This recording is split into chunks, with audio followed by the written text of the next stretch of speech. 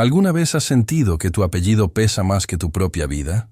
Mi nombre es María Guadalupe Lupita Altamira y crecí con una verdad que nadie me enseñó a nombrar. Soy la hija del hombre más temido de Costa Brava, una ciudad del norte de México donde el polvo se mete hasta en los recuerdos. Mi padre es el jefe del Cártel del Horizonte, un imperio clandestino que se expandió como sombra al atardecer. Esta es mi historia, no de gloria ni de leyendas, sino de heridas que no cierran y decisiones que te parten el alma en dos. Desde niña, aprendí que en mi casa el silencio era más valioso que el oro. Las conversaciones se detenían cuando sonaba el teléfono rojo. Los escoltas miraban siempre hacia las esquinas, y mi madre, con su collar de perlas falsas, porque las verdaderas eran peligrosas, me acariciaba el cabello como si pudiera peinarme el destino. Yo tenía 5 años cuando le pregunté a mi abuela por qué todos nos hablaban con cuidado, como quien camina sobre vidrio. Ella me dijo: «Mija, en esta familia hay secretos que no se dicen, se cargan». Y yo los cargué, aunque no sabía qué eran, ni por qué tenían el peso de un mundo entero. Crecí en una mansión con paredes altas y ventanas más altas aún. Desde fuera, parecía un palacio, desde adentro, un laberinto. Había un jardín con jacarandas que pintaban el piso de morado en abril, una alberca que nunca usábamos, porque salir sin permiso era un lujo, y una capilla chiquita donde mi madre encendía velas sin pedir nada, solo agradeciendo que un día más hubiera regresos. Yo estudié en un colegio privado, con uniforme almidonado y profesoras que me trataban como si supieran todo, pero no supieran nada. Mis compañeros decían que mi papá era empresario, y yo asentía, como quien aprende a responder a la mentira más repetida. Con el tiempo, empecé a notar grietas en la fachada. Los domingos, mientras mi padre tomaba café de olla en la terraza, veía pasar camionetas sin placas. A veces llegaban hombres con rostros cansados, botas polvosas, manos que no sabían a dónde ir. Me decían «señorita», con un respeto que daba miedo. Mi madre recogía su rosario del sillón, subía a su cuarto, y yo me quedaba con el zumbido eléctrico del silencio. No puedo decir que odiara a mi padre. Sería más fácil que eso. Lo amaba. Lo amaba con el amor que nace del hambre. Hambre de una palabra, de un abrazo que no sea de despedida, de una promesa que no sea promesa de guerra. A los 16, planeé mi primer escape. No un escape de la casa, eso hubiera sido suicida, sino de la versión de mí misma que todos habían moldeado.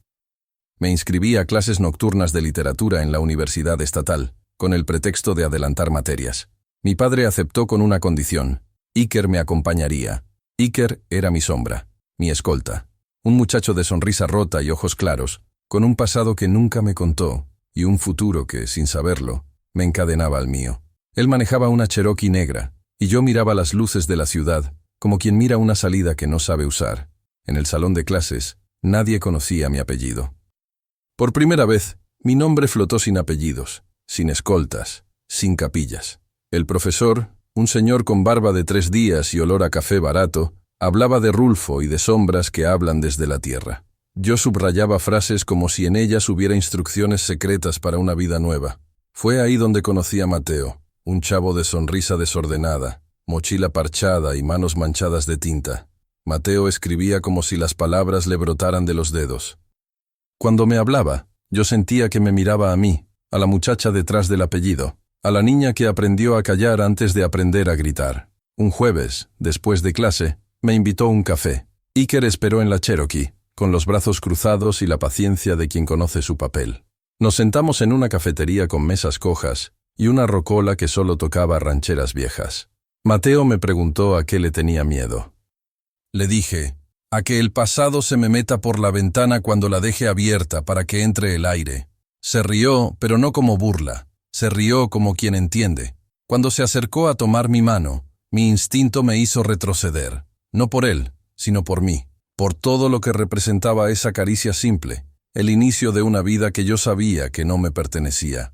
Esa noche, al llegar a casa, mi madre me esperaba en la terraza con una taza de té. Me contó un secreto que no pedí. Estaba enferma. Al principio dijo cansancio, estrés, cosas de mujeres. Luego, al ver mi cara, soltó la verdad como quien suelta un pájaro asustado. Cáncer. Palabra breve, filo largo. Sentí que el mundo giró y me dejó parada en un punto donde no había nada más que el sonido de mi respiración. Mi padre apareció minutos después. La abrazó con torpeza, como si el cuerpo de mi madre fuera un territorio desconocido. Esa noche dormí con ella. Afuera, la ciudad seguía con su ruido de sirenas y motocicletas. Adentro, yo aprendí que el miedo no siempre trae balas, a veces viene vestido de bata blanca. Los meses siguientes fueron una coreografía de hospitales, tratamientos y rezos. Mi madre, con su collar de perlas falsas, perdió el cabello y la fuerza, pero no la fe. Yo le leía libros en voz alta para que el dolor tuviera otra voz. Iker comenzó a llevarme y traerme con un cuidado de hermano mayor.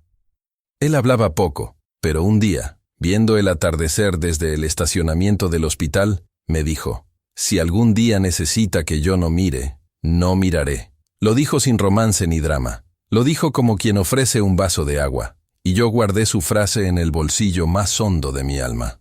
A pesar de la enfermedad de mi madre, la vida en la casa siguió su ritmo de reloj descompuesto. Llegaban noticias como truenos, una plaza perdida, un aliado traicionado, una negociación que se aplazaba. La guerra invisible se sentía en el aire.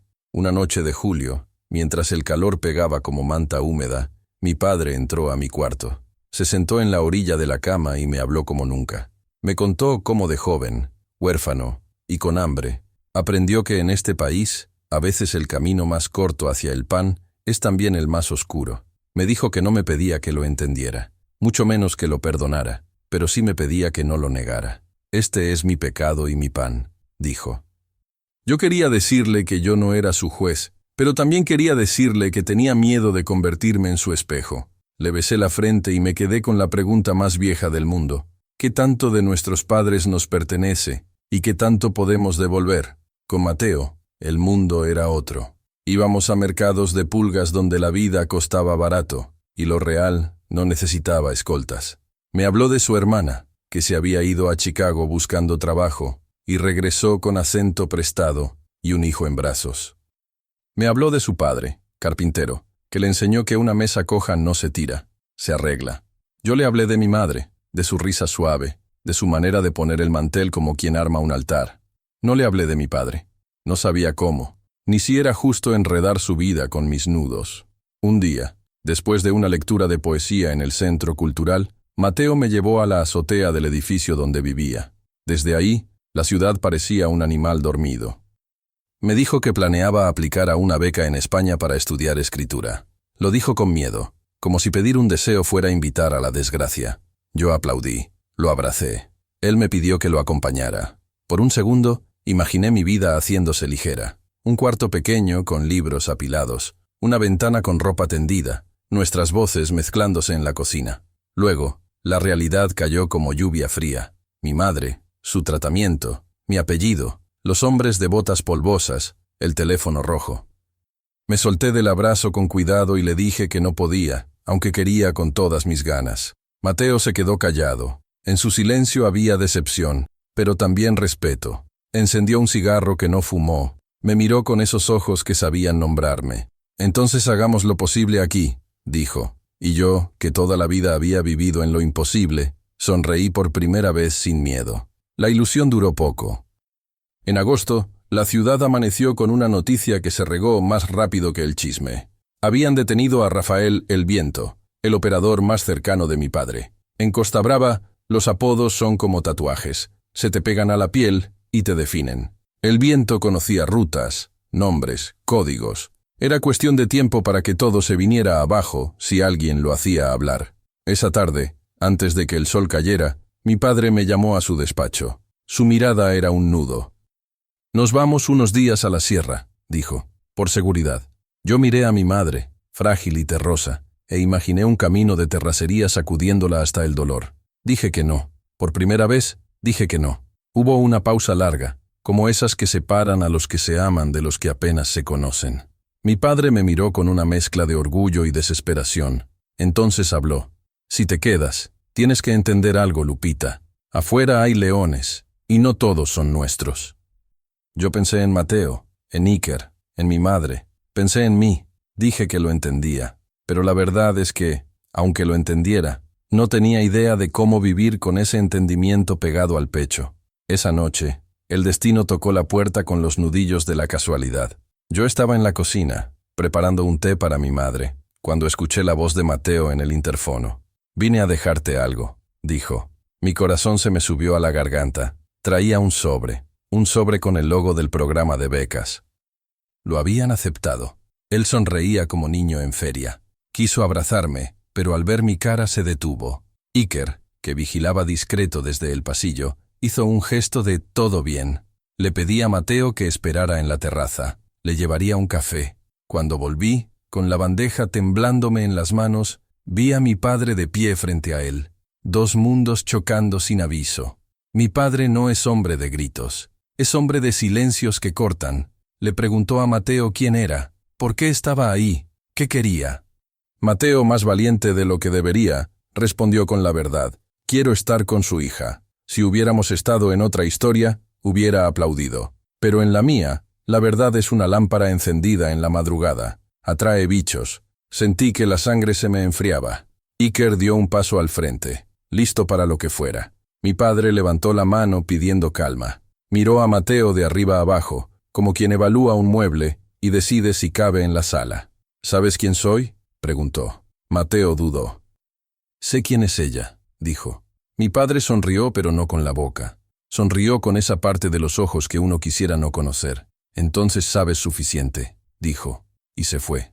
Como si no hubiera pasado nada, como si no acabara de poner una bomba de tiempo debajo de nosotros. Mateo se fue con el sobre bajo el brazo, la beca hecha paloma nerviosa. Yo me quedé con un temblor que no era de miedo, era de presagio. Esa misma madrugada, el teléfono rojo sonó, y la casa se convirtió en hormiguero. Había corrido un rumor, el viento iba a hablar. Los aliados de mi padre exigían resultados, sangre por palabras. Había una reunión urgente en una bodega cerca del río. Mi padre tenía que ir. Mi madre, pálida, le pidió que no. Él besó su mano. Prometió volver antes del amanecer. Yo miré a Iker y vi en su cara ese modo en que los hombres que han visto demasiado reconocen los finales. A las 3 de la mañana, la camioneta negra salió del portón. Yo me quedé en el marco de la ventana, con el corazón tamborileando. No sé por qué hice lo que hice. Tal vez fue la imagen de mi madre dormida, exhausta. Tal vez fue la cara de Mateo. Tal vez fue un instinto heredado de mujeres que se niegan a quedarse viendo. Le pedí a Iker que me llevara. No a la bodega, no al río, a la capilla. Necesitaba hablar con Dios, aunque estuviera en silencio. Iker no discutió. Me subió a la Cherokee y condujo por calles vacías hasta la pequeña iglesia del barrio viejo. Entré sin prisa, como quien entra a su propia casa en la noche. Encendí una vela. Le dije a Dios que no venía a pedir milagros, sino a pedir claridad. Le dije que estaba cansada de sentirme un nombre que no es mío. Y entonces sonó mi teléfono. Era un número desconocido. Dudé un segundo y contesté. Una voz de mujer, nerviosa, me dijo: «Si quieres que tu papá salga vivo de esta, escucha bien». Me quedé helada. La voz continuó: «No soy tu enemiga. Yo crecí donde tú creciste, pero al otro lado de la mesa. Hoy me toca a mí hablar». Me dio una dirección y una frase clave. «La sierra llora cuando cae el sol». Dijo que con eso podría entrar. Dijo que si yo iba, cambiaría la historia. Dijo que si no, me arrepentiría toda la vida. Colgué sin aire. Iker me vio la cara y entendió. «No», dijo, casi suplicando. «Señorita, no». Yo lo miré con esa determinación que solo aparece cuando comprendes que ya no hay regreso. «Dijiste que si algún día necesitaba que no miraras». Él cerró los ojos. Asintió. Me pidió el teléfono. Anotó el número. Lo mandó a un contacto que yo no conocía. Me dio un chaleco ligero. Me explicó en 2 frases todo lo que un hombre preparado puede explicar en 2 frases. Y manejó. La dirección nos llevó a la periferia, a una zona industrial con naves altas y perros flacos. Iker estacionó la Cherokee a 2 cuadras. Me miró como si quisiera memorizar mi cara. Caminamos pegados a la pared, absorbidos por la noche. Cuando llegamos al portón, un hombre con gorra y camiseta negra nos bloqueó el paso. Yo dije la frase. Él dudó. Yo repetí. Él abrió. Pasamos a un pasillo largo con luces intermitentes. La voz de la llamada apareció finalmente. Una mujer de mi edad, ojos de noche clara, cabello recogido, manos firmes. «Me llamo Rebeca», dijo. «Soy hija de los otros». No hizo falta que dijera más. Rebeca habló rápido. Dijo que la reunión en la bodega era una trampa, que alguien, en nombre de mi padre, había pactado un intercambio que no era intercambio, era emboscada. Dijo que ella no estaba ahí para salvarlo, sino para ajustar cuentas con los que habían matado a su hermano, y que esa jugada no venía de arriba, venía de adentro. Dijo un nombre que me heló la sangre. Iker. Sentí que el piso desaparecía. Miré a Iker. Él no se movió. Rebeca continuó. Tu sombra no es tu sombra, es la sombra de otro. Me temblaron las manos. Quise gritar, pero la voz no me salió. Iker, sereno, habló por fin. Yo trabajo para su padre, señorita, y si hoy la traje aquí, es porque me pidió que no mirara. Pero no soy traidor. Rebeca soltó una carcajada breve, sin humor. Todos son leales hasta que el precio sube, dijo. Luego me miró a mí. Tu papá no va a salir de esa bodega, a menos que tú lo saques. El plan de Rebeca era una locura. Usar la frase clave para entrar por un acceso lateral, cruzar un pasillo de oficinas, subir a un mezzanine desde donde se veía la reunión, identificar a los dos hombres que traían radios externos, los únicos realmente conectados con la emboscada, y crear una distracción que rompiera el cerco apenas lo suficiente para que mi padre se moviera. No se trata de heroísmo, se trata de segundos, dijo. Tú solo tienes que llamarlo por su nombre, no papá. Su nombre, Rafael Altamira. Va a voltear. Y cuando voltee, todo cambiará. Iker me llevó a un lado. No tiene que hacerlo, dijo en voz baja. Su padre. Mi padre es el hombre que me dio su apellido, Iker. Lo interrumpí. Pero también es el hombre que hoy puede morir sin que yo haga nada. Y si yo no hago nada, me voy a convertir en él de la peor manera. Iker me sostuvo la mirada un segundo que pareció un año. Luego sacó una navaja pequeña. Me la puso en la mano. Por si algo falla, dijo. Rebeca nos miró a los dos y, por primera vez, le vi humanidad en los ojos. Ojalá nadie tuviera que hacer nada de esto, murmuró. Llegamos a la bodega por un camino que olía a metal y a ríos viejos. La puerta lateral tenía una cerradura oxidada. La frase clave funcionó como llave. Adentro, el aire estaba tibio, pesado. Se escuchaban voces al fondo, risas forzadas, vasos golpeando mesa. Rebeca caminó delante, con paso seguro. Iker atrás, medido, alerta. Yo en medio, con la navaja pesándome en la palma y la voz de mi madre rezando en mi cabeza. Subimos las escaleras del mezzanine. Desde arriba, vi a mi padre sentado al centro, con 3 hombres a cada lado. Había más de 20 en la bodega. El viento no estaba. En su lugar, había una pantalla encendida con un patrón estático. Un truco, una reunión de fantasmas. Rebeca me señaló con la barbilla a 2 hombres cerca de la puerta principal. Radios discretos, mirada afilada. Y señaló a un tercero, un tipo con camisa blanca, sin radio, con un tatuaje en el cuello que decía, Lobo. Ese da la orden, dijo. Cuando él levante la mano, corren las balas. Mi cuerpo se encendió de un miedo que en vez de paralizarme me hizo clarísima. No sé si fue la sangre, la historia de mi familia, la poesía de la universidad, o el simple hecho de que a veces uno se convierte en la persona que necesita ser. Supe que tenía 3 segundos, 3 nada más. Le pedí a Rebeca su mechero. Lo lancé a una pila de cartones cercanos a un extintor. La flama bailó un segundo. Iker golpeó con el codo una barandilla, haciendo ruido. Varias miradas subieron hacia nosotros. Mi padre levantó apenas la cabeza. El de la camisa blanca movió los dedos. Sentí que el tiempo se partía. Y entonces grité, con toda la fuerza que encontré en mi cuerpo, ¡Rafael Altamira! Mi padre volteó, no a la barandilla, volteó a mi voz. Es difícil explicar lo que pasó después, porque las cosas importantes a veces ocurren en capas. Un guardia gritó, ¡Arriba! El de la camisa blanca levantó la mano. El fuego se abrazó con una cortina de plástico y los aspersores del techo se activaron. Una lluvia helada cayó sobre todos. Por un segundo, el mundo fue agua. Mi padre, que conoce el caos como nadie, se levantó de golpe y se tiró hacia la puerta trasera. 3 hombres lo siguieron. Otros dispararon hacia arriba. Iker me empujó al piso. Una bala mordió el metal a mi lado. Rebeca señaló a la escalera de servicio. Corrimos. Todo duró menos de 1 minuto. Afuera, el aire frío fue como una cachetada. Mi corazón latía tan rápido que no sabía si era mío. Busqué a mi padre. No lo vi. Busqué a Iker. Estaba a mi lado, con el brazo sangrando. No es nada, dijo, apretando dientes. Rebeca respiraba como si hubiera corrido kilómetros. No era una emboscada cualquiera, dijo. Era un mensaje, para él y para ti. En la calle lateral, una camioneta arrancó a toda velocidad. Por un segundo, en el asiento del copiloto, creí ver el perfil de mi padre. Quise correr detrás, pero mis piernas eran 2 columnas de sal. Nos quedamos parados, empapados, con el olor a metal y a miedo pegado a la ropa. Iker, con la mano aún en el brazo, me miró con ojos nuevos. «Ahora ya no hay vuelta atrás, señorita», dijo. «Nunca la hubo», respondí. Volvimos a casa en silencio. Mi madre dormía. Yo me cambié la ropa. Me senté en el suelo de mi cuarto y me miré las manos. Ya no temblaban. Tenían otra cosa, una firmeza que asusta. En el cajón, el sobre de Mateo, intacto, me recordó que la vida también es otra cosa. Lo abrí. La beca decía que había un lugar para él y que debía confirmarla en 2 semanas.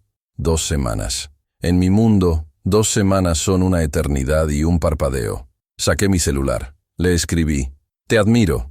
Pasa lo que pase, corre hacia tu sueño». Borré y escribí otra cosa. «Cuando te vas, llévate esta parte de mí, la que no tiene miedo de vivir». Borré también. Al final, solo puse: «Estoy bien». A las 6 de la mañana, mi padre entró por la puerta principal, solo, con la camisa pegada al cuerpo y la mirada del que cruzó un puente que no sabe si seguirá ahí mañana. Nos miramos sin palabras. En su rostro había 1000 preguntas.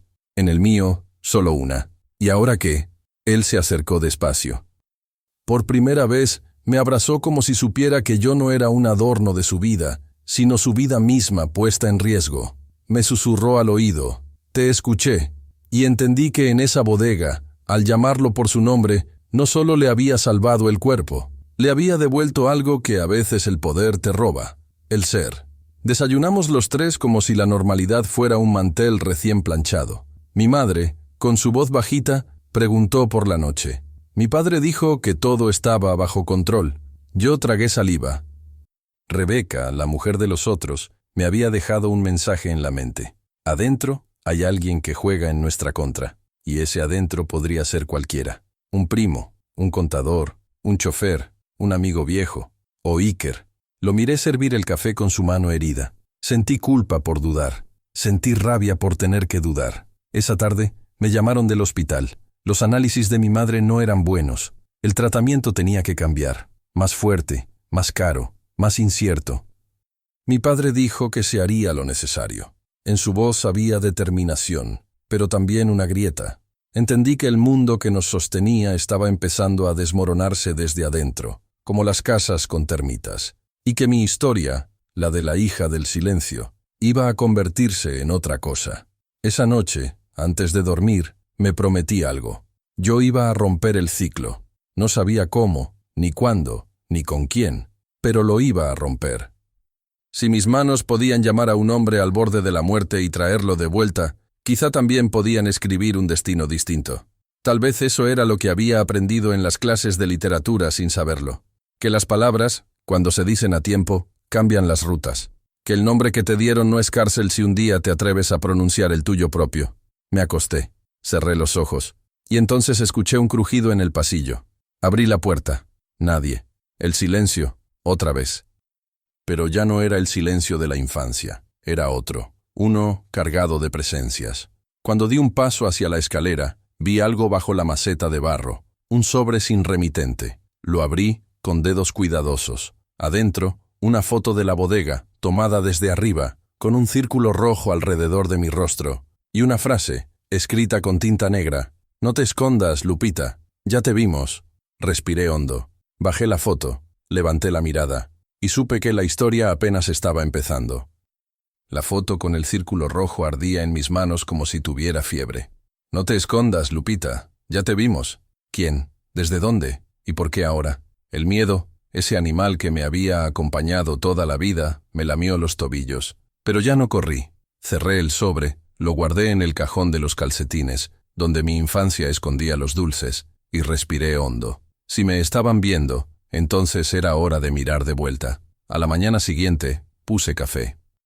Mi madre bajó en bata. pálida pero con esa dignidad silenciosa que siempre la vestía mejor que cualquier seda. Mi padre apareció con la camisa remangada, el cabello todavía húmedo de la ducha. Iker, con el brazo vendado, sirvió las tazas como si las manos no le dolieran. Yo no dije nada de la foto. Nadie dijo nada de la bodega. La normalidad dura lo que tarda el azúcar en derretirse. Al mediodía, recibí un mensaje de un número desconocido. Parque del Mirador, 4:00 p.m. Sola. No firmaba, pero la voz de Rebeca se me metió entre las palabras. Sola. Miedo y curiosidad se chocaron en mi garganta. Le pedí a Iker que me llevara a casa de una amiga del colegio. Mentí sin temblar, y salí con jeans, tenis y un suéter viejo. En el retrovisor, el ojo de Iker me midió. «Regreso a las 6», dije. Él dudó, pero asintió. 6:10, y entro por usted donde sea, advirtió. Justo. Bajé de la Cherokee y caminé. El mirador olía a pasto seco y a mango con chile. Rebeca llegó con gorra y sudadera sin joyas, con la postura de quien aprendió a hacerse brisa para cruzar por lugares estrechos. Nos sentamos en una banca con grafitis deslavados. «Sabes que hoy estás rompiendo una regla que la gente como tú y como yo no rompe», dijo sin mirarme. «Lo sé», respondí, «pero anoche entendí que a veces las reglas son solo paredes pintadas». Rebeca me contó la otra mitad de la historia. Su familia no era cualquier familia de los otros. Eran los Zafiro, un cártel que había compartido territorios con el nuestro antes de que las rutas se pelearan como perros hambrientos. Su hermano, menor que ella, murió en un ajuste torpe que nunca debió suceder. «No lo ordenó tu papá», dijo. «Lo ordenó alguien cerca de él para quedar bien, para subir, para colgarse una medalla con sangre ajena. El nombre se me atoró antes de nacer». Rebeca lo soltó despacio, como si me lo colocara en la palma. «Camilo. Camilo Costilla, consejero de mi padre, amigo de cantina, compadre de bautizo. En mi casa, Camilo era el hombre que traía tamales los domingos y se echaba el mismo chiste viejo de siempre. El que me regaló una pulsera de protección cuando cumplí 15. El que, en cada brindis, decía que la familia era primero. Ese Camilo. Camilo quiere sacar a tu papá del juego sin dispararle en la cabeza», continuó Rebeca. «Quiere vaciarle la casa desde el sótano, plazas, lealtades, cuentas.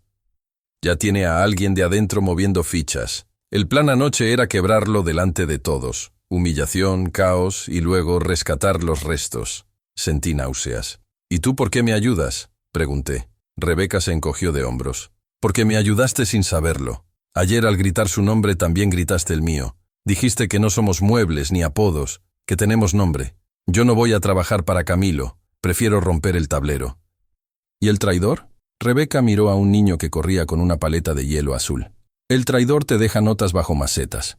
Me ardieron las orejas. «¿Iker?», pregunté, odiando mi propia voz. «Iker no», respondió con seguridad que me cortó la respiración. «A tu sombra la conozco desde otra vida. Él se vende barato en apariencia para no tener que venderse de verdad. No, Lupita. Quien te mira desde el marco de la puerta es alguien que usa zapatillas suaves para que no la oigas». Tragué en seco. La casa, el personal, mi madre, mi padre. ¿Quién? Rebeca me dio una carpeta manila. Dentro, copias de estados de cuenta, mensajes impresos, rutas de depósitos a nombres fantasmas. Un hilo gris que apuntaba al mismo lugar. Ofelia. Ofelia, la administradora que llevaba años controlando compras, listas de nómina, pagos de tratamientos, arreglos de jardinería y cofres de secretos. Ofelia, la que me trajo chocolate caliente la noche que me fracturé el tobillo.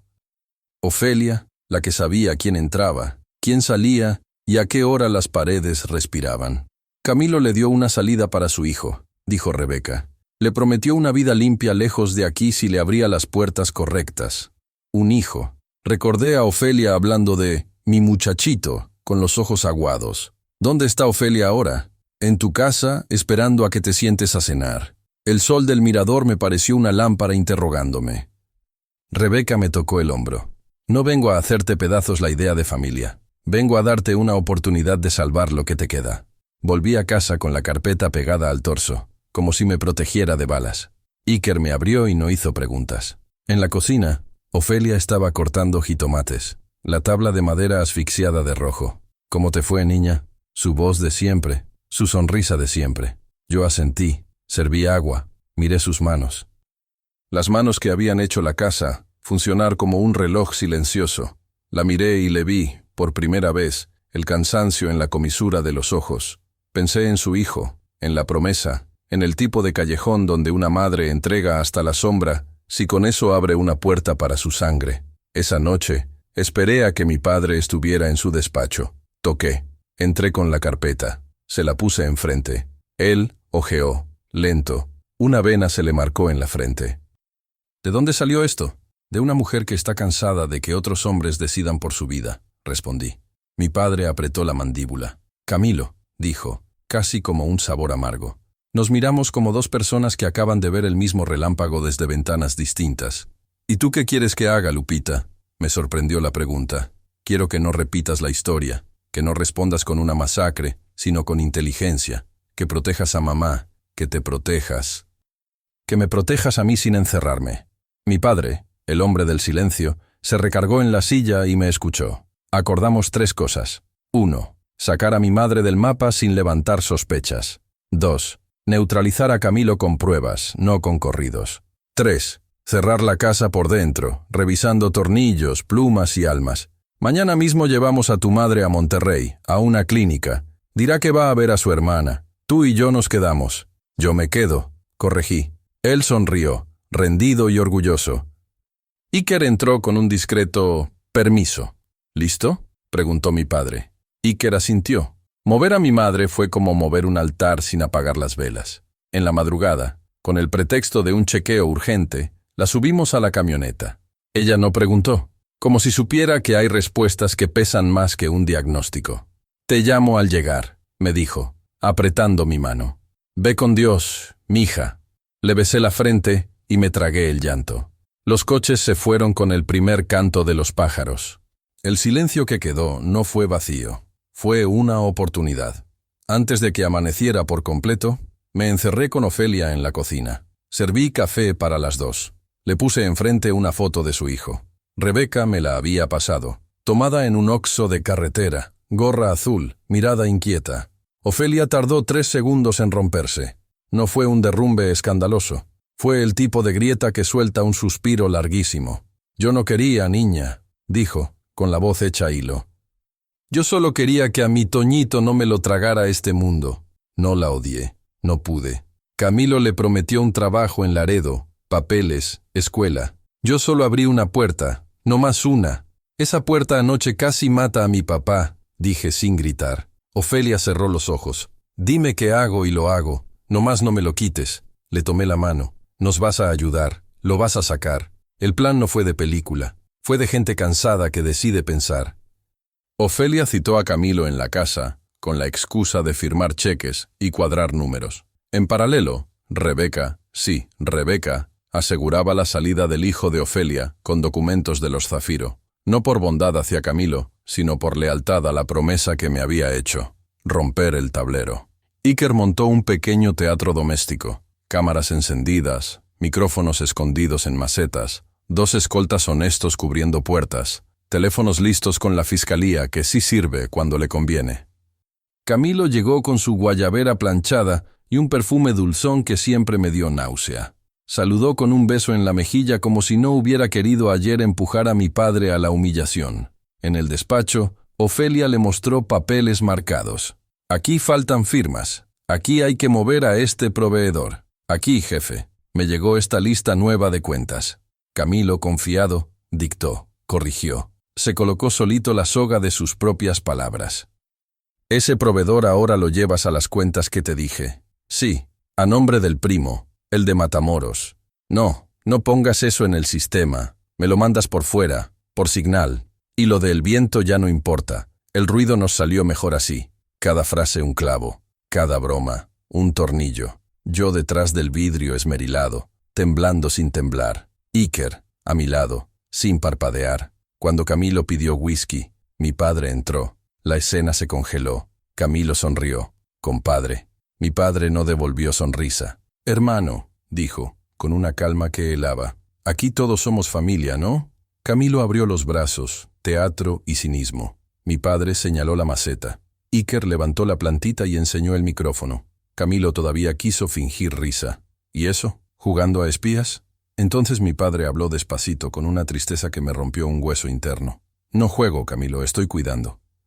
Cuando mi padre le dijo, te voy a dar algo que aquí nadie da, elección, supe que la historia daba un giro que no esperaba. Puedes salir por la puerta con una patrulla y un abogado, con esta carpeta y estos audios en la mano, y buscar la manera de salvar lo que puedas, o puedes salir envuelto en plástico. Camilo palideció. No vas a... Hoy no, lo cortó mi padre. Hoy rompemos la regla. Silencio. Camilo midió las paredes. Miró a Ofelia. La traición se le vio en los ojos como un reflejo. Perdóname, niña, dijo ella llorando. Camilo dio un paso hacia mí, quizá buscando manipular, quizá queriendo recordar cuando me llevaba tamales. Iker se interpuso. Camilo bajó los hombros, derrotado. Llévenme con la ley. Yo quise creer que ahí se acababa la noche, pero la casa, esa casa nuestra, todavía guardaba una sombra más. La patrulla tardó 15 minutos. 15 minutos son una eternidad cuando el destino se acuerda de tu dirección. En el portón, 2 camionetas se frenaron de golpe. Hombres encapuchados bajaron con precisión de video viejo. No eran de los nuestros, ni de los Zafiro. Eran mercenarios pagados por el que pierde y no sabe perder. Quisieron entrar como tifón. Iker y los 2 escoltas honestos respondieron con lo que tenían. Puertas cerradas, pasillos estrechos, tiempo medido. Yo corrí al cuarto de mi madre por puro instinto, como si pudiera proteger su almohada. Ofelia escondió el teléfono en el horno. Mi padre se paró en el centro de la sala, sin armas, como diciendo, aquí estoy. La balacera que no queríamos se negó a respetar nuestros planes, pero el ruido también tiene estrategia. Las sirenas resonaron como trompetas de juicio final. Las patrullas que venían por Camilo entraron antes de que el humo se acomodara. Hubo gritos, hubo al suelo, hubo manos arriba. Los encapuchados corrieron dejando 2 heridos y una maldición. Y de pronto, el silencio. Ese silencio otro. El que llega cuando sobreviviste por la córnea de un alfiler. En la sala, con la luz de la tarde colándose por las persianas, vi a Camilo esposado. Nos miró con odio y miedo, mezcla conocida. Nos miró a todos, menos a mí. Yo me acerqué. A veces la familia no es la sangre que te toca, sino la que decides no seguir derramando, dije, sin saber de dónde me salían esas palabras. Camilo escupió al piso y bajó la cabeza. Se lo llevaron. Ofelia se quedó sentada, rota y entera a la vez. Le dije que su hijo ya estaba cruzando hacia Monterrey, que en 3 días tendría papeles para salir del país. Lloró con ese llanto viejo que solo sale una vez cada muchos años. Gracias, niña, repitió como mantra. No soy tu niña, le dije con cariño. Soy Lupita, y hoy empiezo a serlo de verdad. La noche que siguió trajo un cansancio que olía a detergente y a esperanza.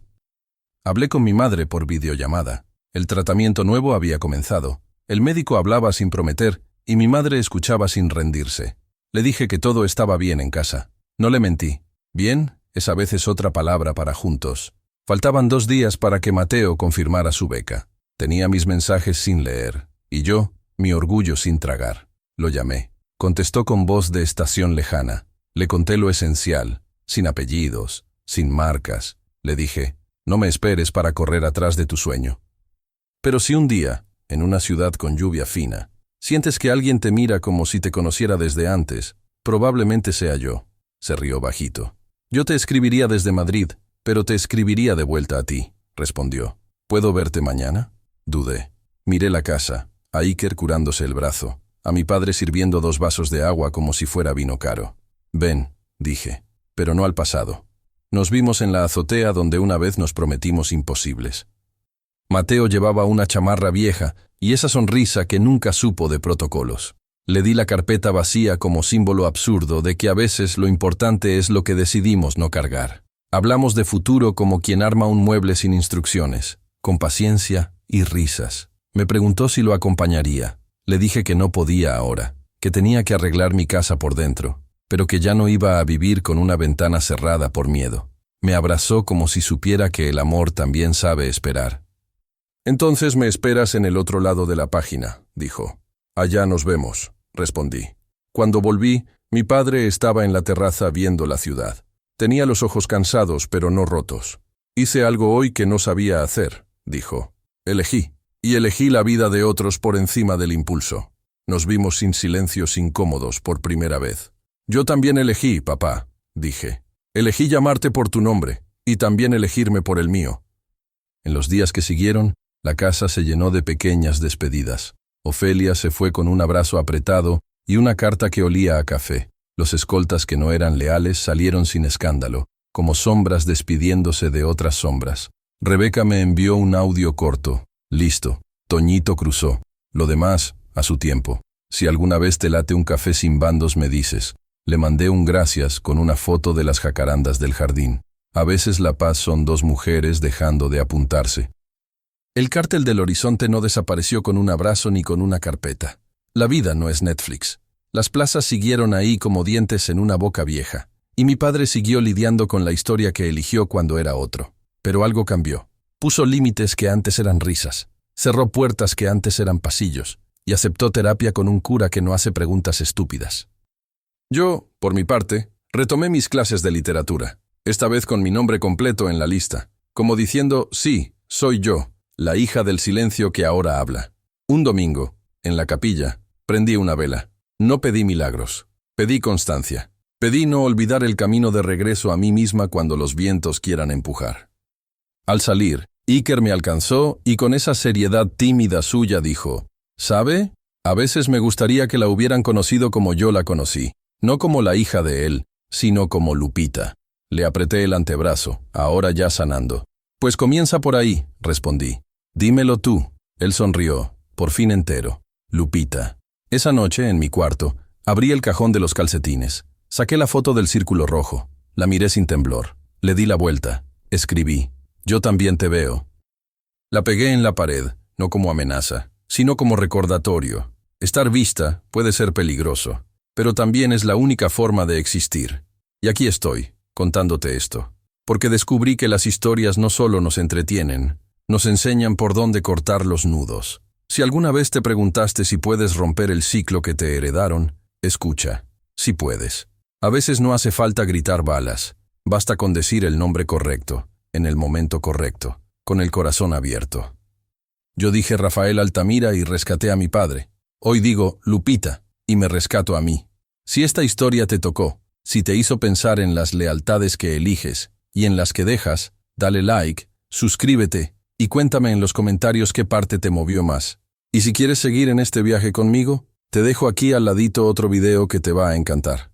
Gracias por estar, por escuchar y por recordar que, incluso en la oscuridad, siempre hay alguien, tal vez tú, que decide prender la luz.